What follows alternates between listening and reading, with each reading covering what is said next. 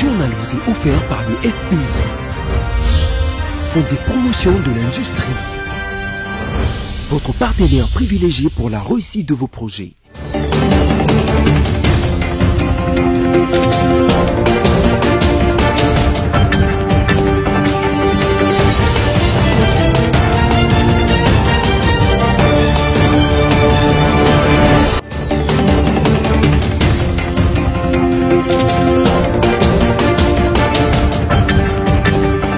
C'est l'heure du journal sur BCTV, mesdames, messieurs, bienvenue. Voici la charpente. Les femmes dites d'exception ont échangé mercredi avec les présidents de la République, Félix-Antoine Tshisekedi Tshilombo, à la Cité de l'Union africaine, autour, entre autres, de nominations des femmes dans les postes clés du pays. Le gouverneur de la ville-province de Kinshasa, Gentili Ngobila Mbaka, a fait face aux députés provinciaux mercredi 15 décembre 2021 à l'Assemblée provinciale de Kinshasa. Il était question pour le premier citoyen de la ville de présenter le projet d'édit budgétaire de l'exercice 2022. Les Congolais Jean-Jacques Ondala et Olivier Safari, respectivement arbitres et assistants 1, sont parmi les arbitres retenus pour la Confédération africaine de football pour officier la Coupe d'Afrique des Nations Total Énergie 2021 l'an prochain au Cameroun. Pour la concrétisation de son projet de fabrication des batteries des véhicules électriques, la République démocratique du Congo ne va reculer devant rien. Cet engagement pris au Business Forum tenu à Kinshasa a été renouvelé dans une audience que le président de la République, Félix-Antoine Tshisekedi Tshilombo, a accordée aux délégations de la Commission économique pour l'Afrique et de la Banque africaine d'import et d'export. Images et commentaires. La République démocratique du Congo est résolument engagée à mettre en œuvre sa feuille de route pour la concrétisation du projet de fabrication de batteries des véhicules électriques. Cet engagement qui avait été pris lors du Business Forum tenu à Kinshasa il y a 3 semaines a été renouvelé ce mercredi à la Cité de l'Union africaine au cours de l'audience que le président de la République Félix-Antoine Tshisekedi Tshilombo a accordée à une délégation de la Commission économique pour l'Afrique et celle de la Banque africaine d'export et d'import Afreximbank. Pour ce projet porteur d'emploi et devant créer la prospérité en RDC, le chef de l'État a octroyé une échéance de 3 mois à ses partenaires techniques et financiers pour revenir avec des manifestations de lancement du dit projet. Le président nous a donné une échéance de 3 mois pour revenir avec des manifestations déjà de lancement de ce projet. Nous avons évidemment parlé du fait que ce projet serait un projet qui va créer l'emploi, qui va augmenter la prospérité en RDC, mais c'est aussi un projet qui rejoint très facilement la zone de libre-échange continental africain, donc la ZLECAf, et comment est-ce que toute la région peut en profiter.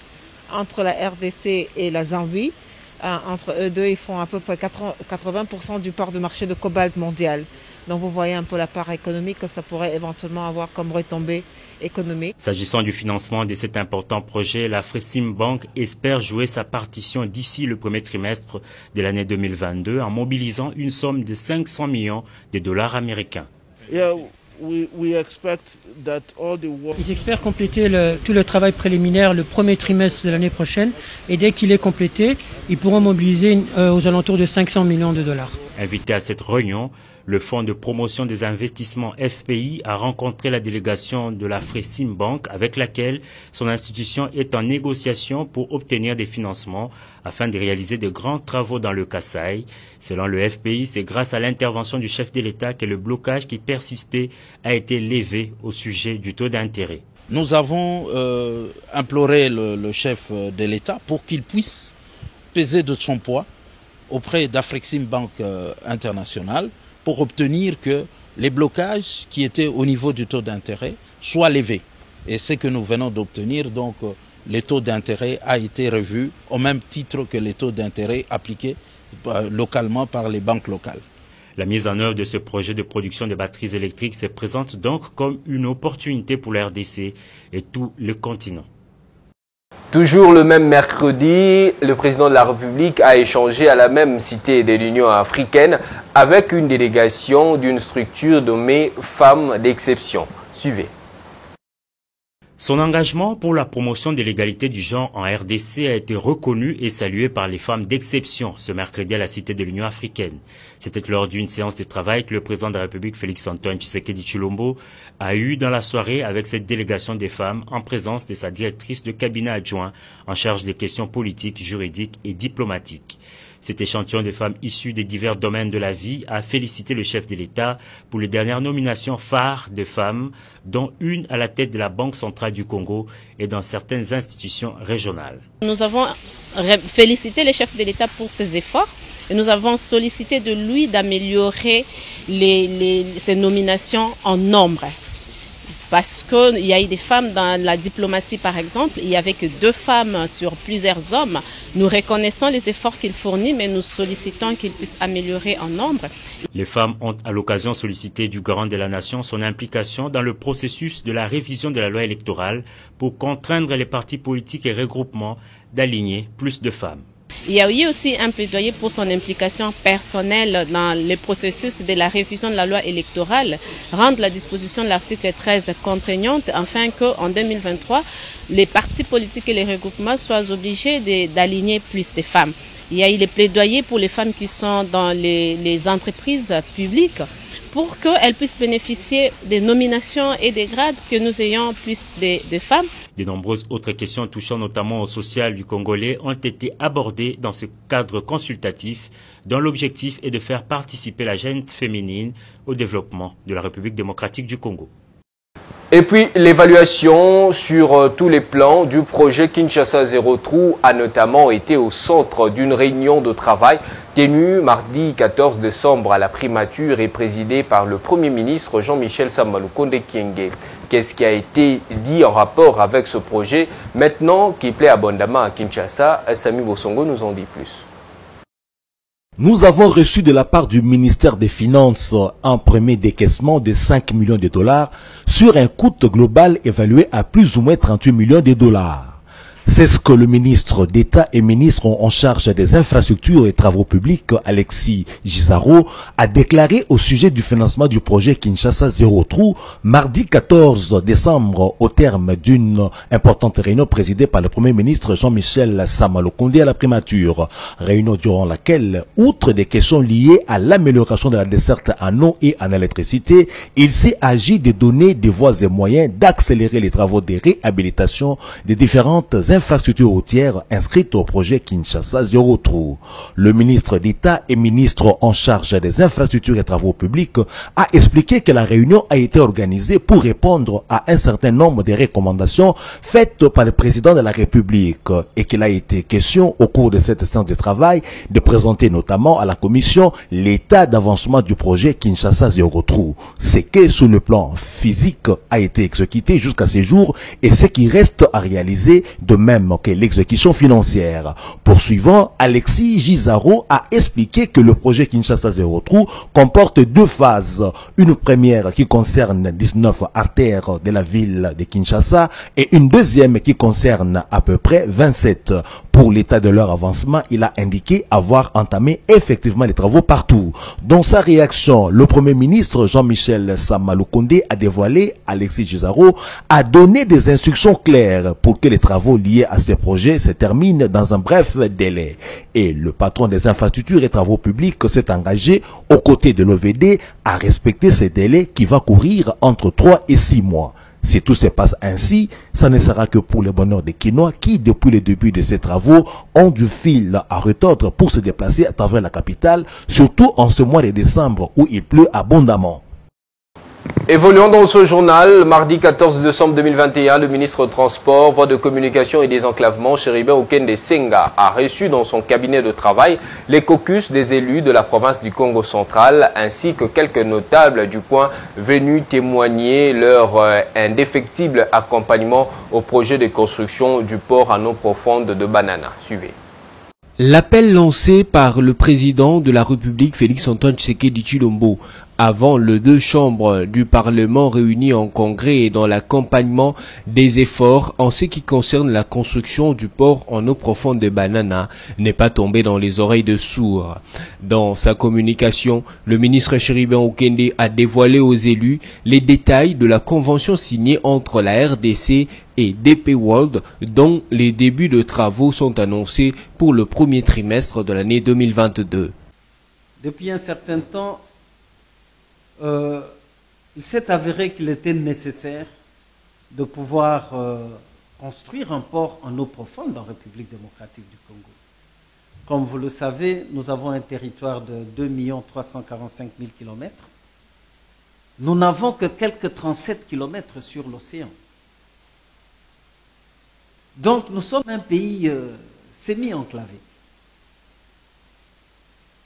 Les ports de Matadi et de Boma ne savent pas accueillir de gros navires. Quelle est la voie de conséquence? Souvent, des marchandises qui viennent pour notre pays sont obligées d'être, entre guillemets, détournées dans d'autres ports à l'extérieur de notre pays. Il s'est avéré donc nécessaire qu'on puisse envisager la construction d'un port en eau profonde pour commencer à accueillir des navires hauturiers, donc de très grande capacité. Des éclairages qui ont permis aux élus Né-Congo ainsi qu'aux notables de bien cerner ce projet d'intérêt national, mais surtout qui va booster la province du Congo central. Aujourd'hui, c'est le ministre lui-même qui nous appelait pour communiquer tout un tas d'informations qu'il a sur l'avancement du port en eau profonde. Et je vous assure que en très peu de temps, nous sommes très heureux des avances qui ont été faites, parce que pas seulement que le ministre nous a retracé pas à pas comment il a négocié avec DP World, qui en fait est chargé de construire le port. Il nous a montré comment il a négocié les amendements, etc. Ça nous a sécurisé. D'abord, ça nous a prouvé que vraiment nous sommes à la fin de la fin. Comme vous l'avez suivi en titre, le gouverneur de la ville-province de Kinshasa a présenté mercredi 15 décembre le projet d'édit budgétaire exercice 2022, conformément à la Constitution et à la loi relative aux finances publiques.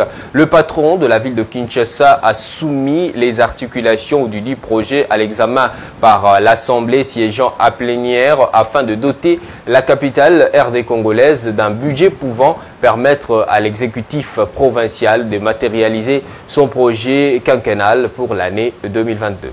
1401 milliards 914 630 804 francs congolais, l'équivalent de 500 millions de dollars américains, c'est la hauteur du projet de loi portant budget de la ville-province de Kinshasa, ainsi qu'il a été présenté par le gouverneur Jean-Tini Ngobila mercredi 15 décembre devant les députés provinciaux.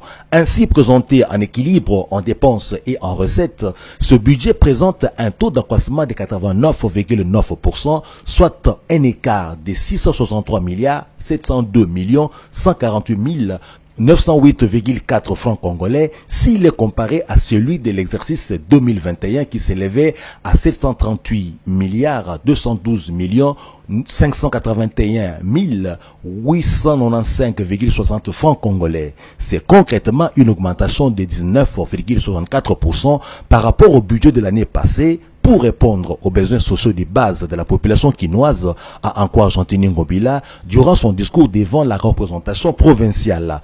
Autre caractéristique décrite par le premier des Quinois, ce budget est élaboré en référence aux principaux agrégats macroéconomiques. Ces derniers sont le taux de croissance du PIB qui est de 5,60%, le taux d'inflation moyen calculé à 6,20%, taux d'inflation fin période de 6,33%, taux d'échange moyen franc congolais 2085,30 le dollar américain, taux d'échange fin période franc congolais 2130,70 le dollar américain. Au pays PIB nominal de 119,540,80 milliards. Quant aux recettes, celles-ci comprennent également la quantité de recettes à caractère nominal revenant au trésor urbain de l'ordre de 659 milliards 207 millions 843 248 francs congolais.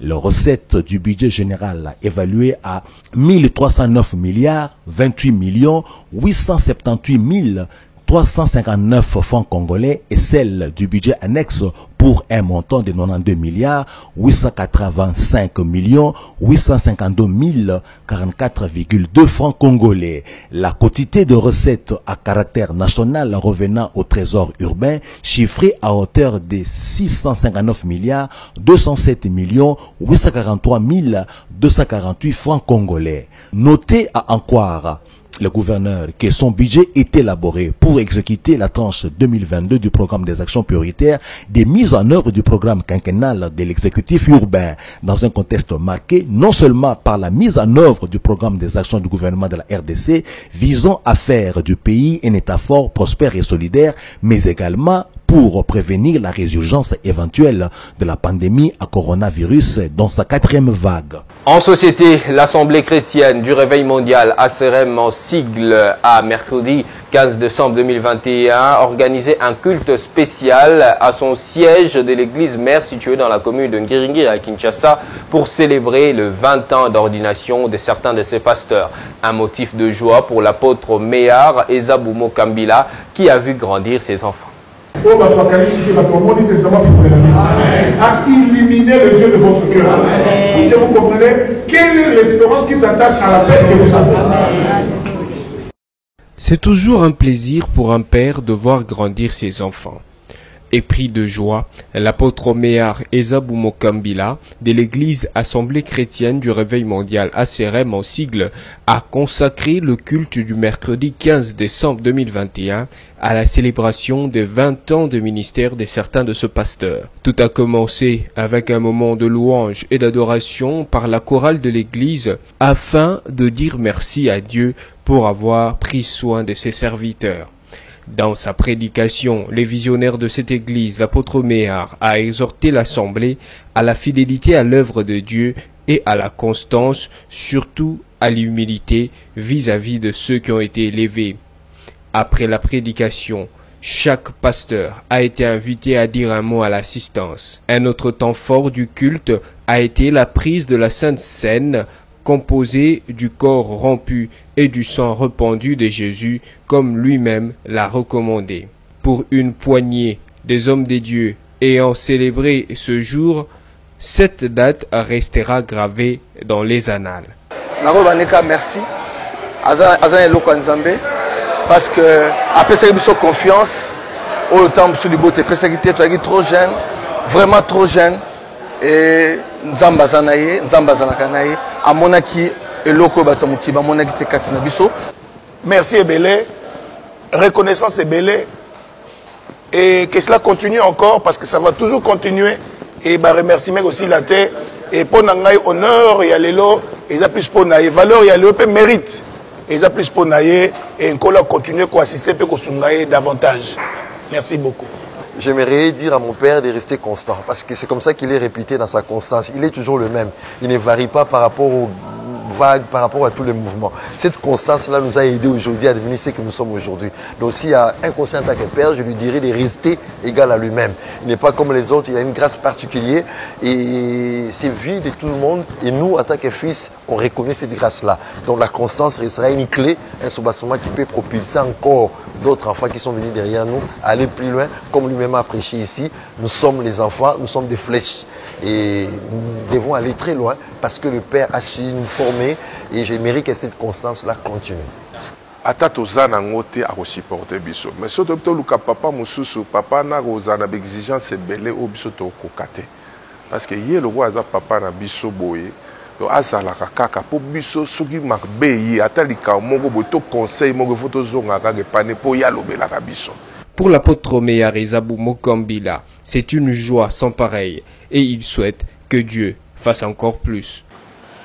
Personnellement, pour le 20 ans de mes fils, comme je l'avais dit, ça, c'est quelque chose qui m'est allé vraiment dans les cœurs. Les psaumes 127 dit, celui qui a le fils, ils sont comme les flèches dans les carquois d'un père.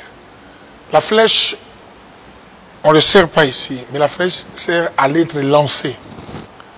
Donc la flèche, celui qui l'utilise, il l'utilise pour la chasse, on l'utilise pour la guerre, donc il peut atteindre ton ennemi. Et celui qui marche même dans le noir, dans un terrain bizarre, quand il a deux flèches, ça veut dire qu'il ne va pas avoir peur parce qu'il sait que avec les flèches, je peux atteindre mes ennemis et je peux tuer les lions, je peux tuer l'ours. Donc pour moi, c'est une grande joie que d'avoir des enfants qui, après 20 ans, ont reconnu là où ils viennent, d'où ils viennent, et ils ont fait de moi un homme extraordinaire. Le fait d'être papa, d'où je suis vraiment dans la joie pour mes enfants et les enfants que Dieu m'a donnés. Je dis la joie qui déborde, je suis dans une joie extraordinaire. Non, mais la mission continue. J'ai des enfants, mais je dois continuer à engendrer des enfants. La Bible dit, la moisson est grande, mais il n'y a pas des ouvriers. Priez que le maître de la moisson envoie les ouvriers. Aussi longtemps que je suis vivant, j'ai encore la force, la capacité de Christ qui renouvelle avec moi, je vais encore engendrer, donner encore beaucoup plus d'enfants.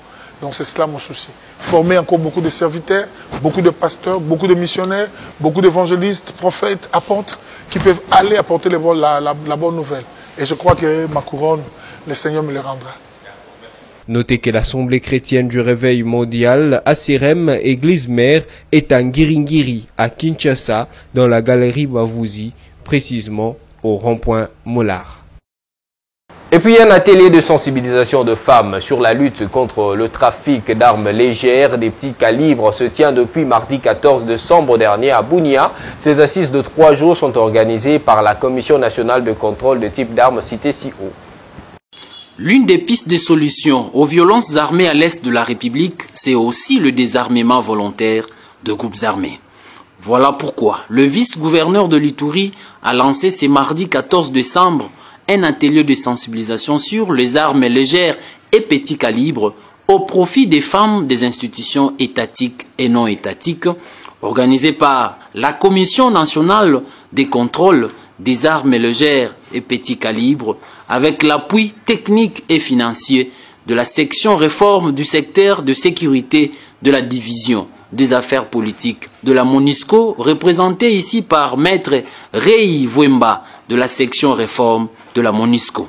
Qu'associer les femmes au processus de paix élargit les perspectives et favorise l'ouverture et la diversité, ce qui conduit de manière avérée à une paix plus durable. Les femmes doivent être au centre de la lutte contre les trafics illicites d'armes légères et de petits calibres.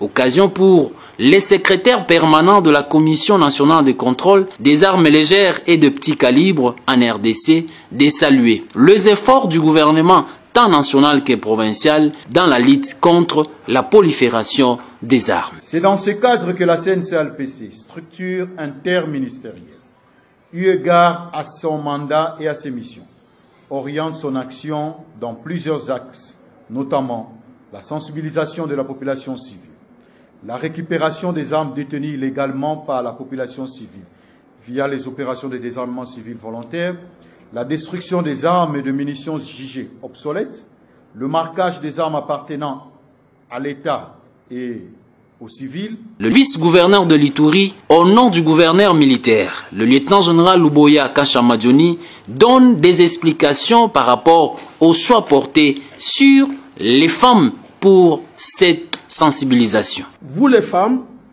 prenez besoin de vous expliquer, vous savez combien les dégâts sont commis par les armes, surtout les armes à petit calibre, dont la prolifération n'est pas à démontrer en Ituri. Ça fait pratiquement autant d'années que les atrocités se commettent en Ituri. C'est parce que ces gens-là détiennent des armes, et surtout des armes à feu à petit calibre. Signalons que la Commission nationale de contrôle des armes légères et de petits calibres a été créée en 2008 en RDC. Ces actions visent à alléger les violences armées afin de diminuer la souffrance de population.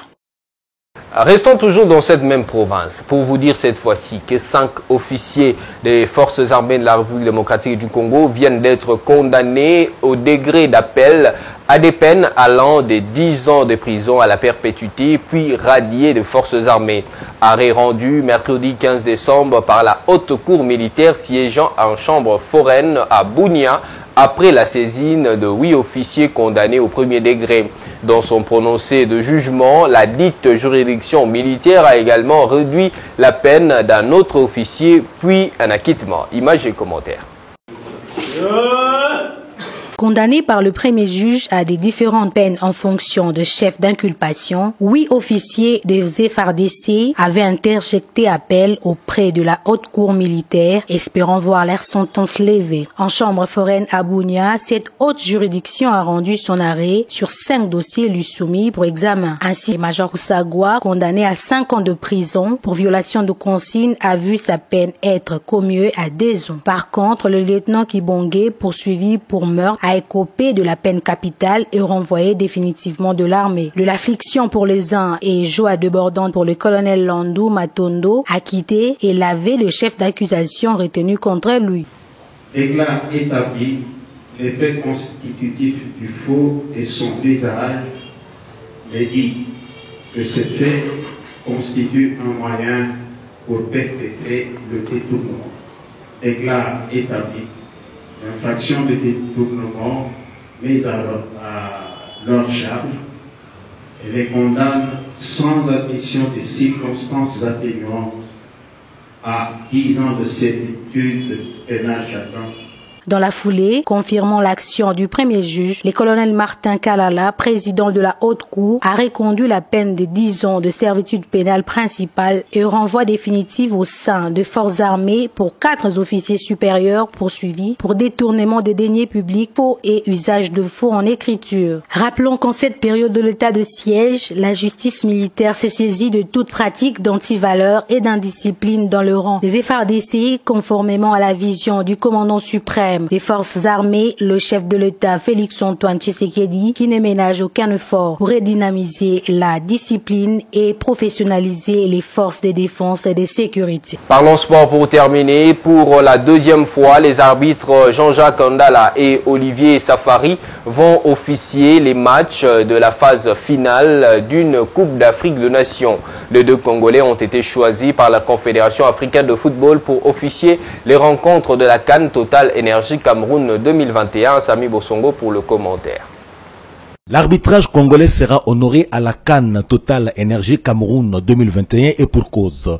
2 arbitres congolais, Jean-Jacques Ndala et Olivier Safari, ont été retenus par la Confédération africaine de football parmi les arbitres qui vont officier les rencontres. Officiellement, la liste de la CAF comprend 64 arbitres internationaux venant de presque toutes les fédérations du continent à raison de 33 arbitres et 31 assistants. Notez que ce n'est pas la première fois que les 2 arbitres congolais dirigent la rencontre d'une Coupe d'Afrique des Nations. Jean-Jacques Ndala et Olivier Safari étaient déjà à la CAN en Égypte 2019 et leur présence au Cameroun fera d'eux des habitués des compétitions africaines. Par ailleurs, la CAN Total Énergie Cameroun 2021 se déroulera du 9 janvier au 6 février 2022 dans 6 stades. 24 nations réparties en 6 groupes de chacun 4 sélections vont s'empoigner pour succéder à l'Algérie. C'est la deuxième édition d'un format à 24 sélections. Le match d'ouverture entre le Burkina Faso et le Cameroun est prévu, jusqu'à nouvel ordre,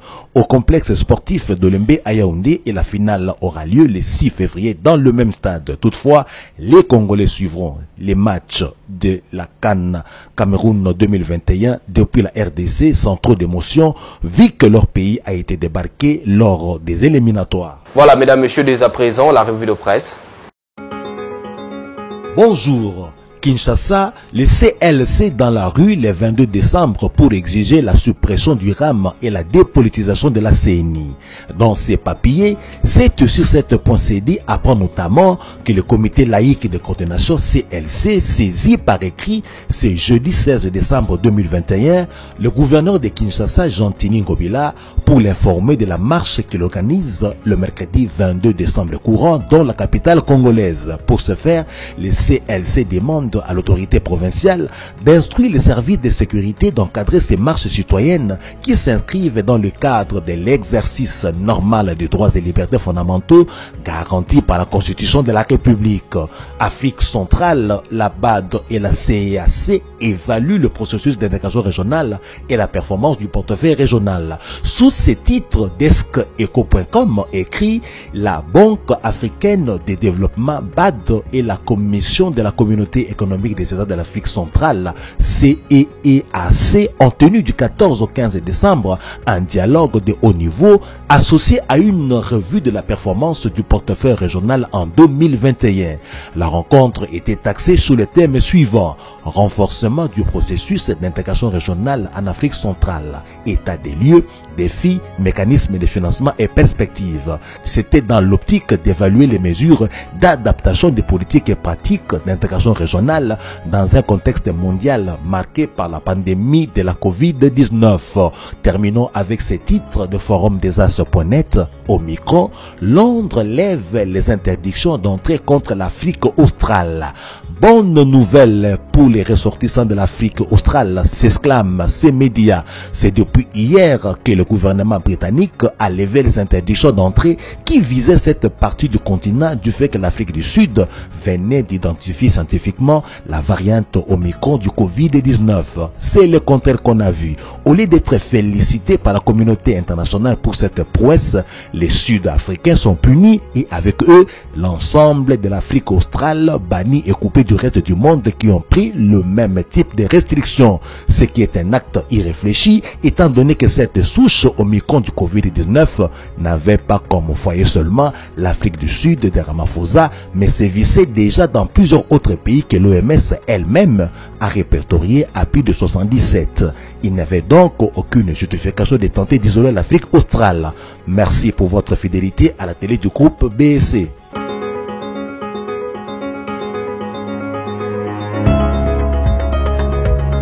Merci à vous d'avoir porté beaucoup d'intérêt à cette revue de presse, mais si vous nous avez pris en cours de diffusion, voici pour vous le rappel des principaux titres de ce journal. Les femmes dites d'exception ont échangé mercredi avec le président de la République, Félix-Antoine Tshisekedi Tshilombo, à la Cité de l'Union africaine, autour, entre autres, de nomination des femmes dans les postes clés du pays. Le gouverneur de la ville-province de Kinshasa, Gentili Ngobila Mbaka, a fait face aux députés provinciaux mercredi 15 décembre 2021 à l'Assemblée provinciale de Kinshasa. Il était question pour le premier citoyen de la ville de présenter le projet d'édit budgétaire de l'exercice 2022. Les Congolais Jean-Jacques Ondala et Olivier Safari, respectivement arbitres et assistants 1, sont parmi les arbitres retenus pour la Confédération africaine de football pour officier la Coupe d'Afrique des Nations Total Énergie 2021 l'an prochain au Cameroun. Tout est bien qui finit bien. Merci à vous d'avoir choisi BSC TV pour vous informer. Restez fidèles à nos programmes. On se retrouve bien évidemment la fois prochaine, toujours avec le même plaisir. Portez-vous bien. Au revoir.